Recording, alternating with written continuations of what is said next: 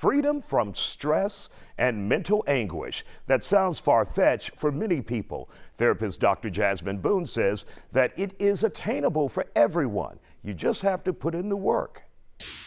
Dr. Boone, the theme of the show is independence, freedom, and we're trying to get freedom from stress and mental anguish. Where do you even begin with something like this in a world of social media and so many pressures are on individuals today? Yeah, there's such a increase in just stress, anxiety, mental anguish post-COVID.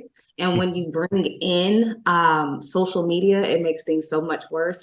Oftentimes, I tell people to kind of do an inventory on themselves. What are the triggers for them that they realize when I engage in a lot of scrolling or when I am overwhelmed at work? What are the things that I need to do to like calm those down, find calm in the chaos? The first thing is that I will say, let's do an inventory. Then we start bringing in the tools, recognizing the triggers. When this trigger is ignited, what are my tools? I do my deep breathing, right? I may use my PTO. So many people aren't using it. Mm-hmm. So we just have to first know what is causing this stress, what is causing this breakdown in my emotional network, and then go from there.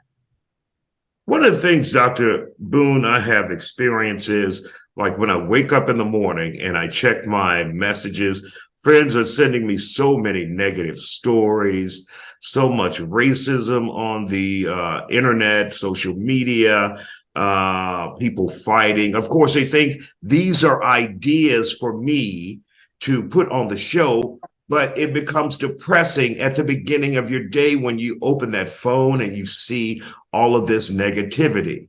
And since then, I've learned, okay, don't open the phone as soon as you get up. Yeah. Yeah. Begin your day first, and then at some point, when you're ready for it, open that damn phone. Yes. Start teaching your mind and your body, I run the show. You don't have to open it right away. So you created a really good boundary, Isaiah, with not opening the phone right away. You get to tell your body around 10 a.m. is when I work. And this is a part of work, kind of categorize it. Because you're right. All of those videos, the fighting, the horrible news, it carries weight and it has energy and it impacts our nervous system and our psyche. So you really have to create a category where like, I'm going to enter this right now. And then when I turn it off, I'm done. And have to reset yourself. You may have to do some deep breathing after that because it really carries weight. Lots of deep breathing.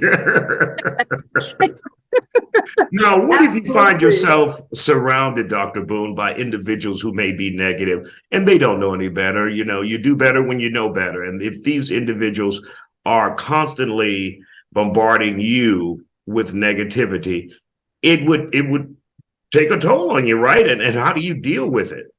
Of course, in my line of work, it definitely takes a toll because I have to deal with that a lot. But for others, I want you all to keep in mind, you get to decide who has access to you. Everybody doesn't have to have access to you. And, we've been kind of conditioned like, well, that's not nice. Hey, it's either you or it's them, right? So either sink or swim. So they either get to dump all of this in your lap and move on with their life and you have to deal with it. Or you can say, hey, we can pivot this conversation. How's your day been? What's been going on? Well, let me talk about me a little bit.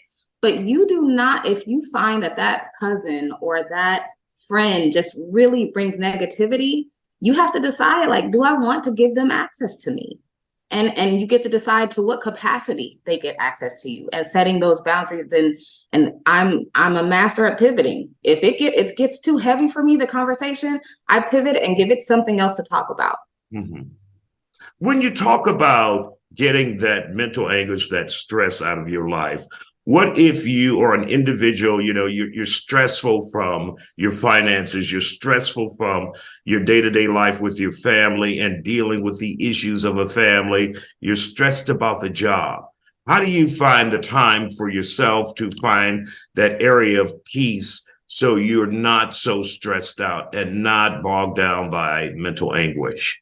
Yeah, I think the first thing is awareness. I think people don't realize like they're complaining like, oh, I don't have money and oh, my family's so negative. But you're not aware that you're choosing what I say to sit in the suck. You're sitting in it, right? And so we have to be aware, like, okay, I've been singing this song for a good 6 months. What do I want to do now? And changes are going to occur. Big change occurs in small ways. So the small ways, if you're used to seeing your negative family every week, let's break that down. I'm going to start seeing them every other week to start, right? I'm going to choose a weekend for me. How about once a quarter? Oh, you broke it all the way down. But continue on, Dr. Boone. But yeah, I mean, and for many people, it has to be like that. It has to be that infrequent because, you know, we don't get to choose our family, but as we become adults, we do get to choose what access they have to us. And if once a quarter is all that I can give, is all that's within my window of tolerance, hey, that's just what it is.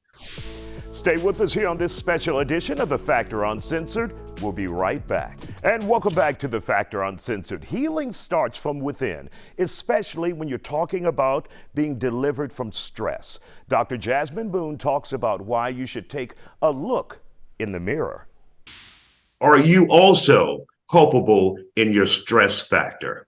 Oh my God, absolutely. Absolutely. If, you know, you come across people, you come across clients, even within myself, I have to fight to prioritize myself, right? It just seems like, oh no, I have to do this first and I have to do this first. But you have the power, if you choose to use it, to say, no, today I choose me unapologetically. I'm not talking to this friend today.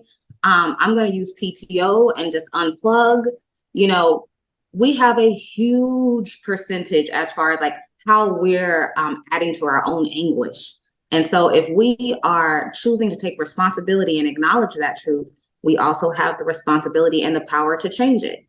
And so prioritizing yourself free of guilt, which is difficult for different people. Sometimes parents are like, I can't choose me, I got babies. What does that look like? And it's going to look different for each person, but start. Just little changes, just start, right? Grandma's going to pick up the kids today and I'm just going to take an hour for myself, right? But we do have a responsibility and to acknowledge that we play a part in this anguish, big part. Should we as an older generation take a cue and a page out of the playbook from many of the young people, because we hear about how they're putting themselves first, the quiet quitting, the quality time that they are experiencing or they're embarking upon. Instead of just like work, put your head down, push through the day, you can handle it, you can take it. These younger people are like, hell no, I'm not taking this anymore. I'm quitting this job. I'm quitting this person I'm dating. I'm not hanging around with these people. It's about me. Can we take a page out of their playbook? 100%. You know, there's a lot of crazy things that the younger generation is displaying, but there's a lot of gems that we could pick up too, right? You know, work was the day of the past, right? And so when you really think about it, you could work, God forbid, have a heart attack, and they're going to have a post for your job within a week. Yes. They'll probably send an email blast like, oh, this was so sad. They were such a hard worker. And then that's the end of it, right? So, that's the end. Yeah, this new generation is working to live, right? The work kind of just bleeds into or gives me the ability to live, to go travel, to go choose me, to start the business. And the older generation lived to work. And so we're starting to see that transition. And yeah, I think there are some gems that we can take away from what the younger people are doing now and choosing them and prioritizing their health, their well-being, their mental health. That's beautiful. I love it.